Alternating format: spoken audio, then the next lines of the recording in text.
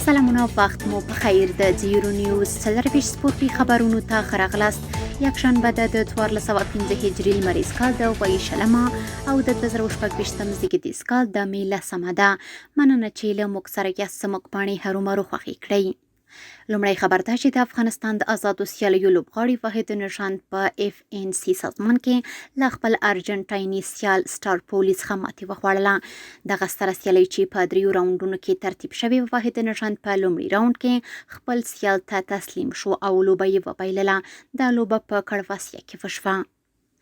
د هیواد رګبي ملي فدراسیون له لوري په غازي سټیډیوم کې د کابل او کاپیسا ولایتونو څلورو لوبډلو ترمنځ د کابل رګبي لوبډلې ټاکنیزې سیالۍ پیل شوې.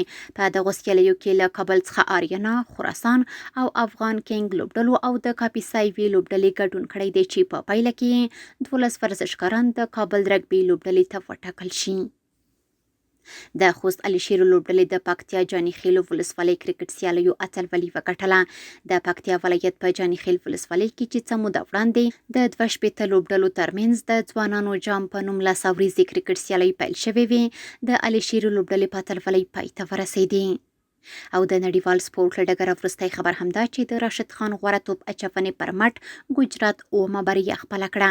د هند کرکټ غوره لیګ په 250مه لوبه کې ګجرات ټایټنز لوبډلې وکولی شول چې د راشد خان 4 ویکټو پر مټ سیال راجستان رویل لوبډلې ته په ستر توپیر ماتې ورکړي. په دې بریا سره ګجرات لوبډله 2یم مقام ته پورته شوه. سپورټي خبرونه هم دومره وو. په خواله رسنیو باندې فیسبوک، انسټاګرام، ایکس یا پخوانی ټویټر، یوټیوب او ټیک ټاک زموږ خبرونې خوښې او موږ تعقیب کړئ.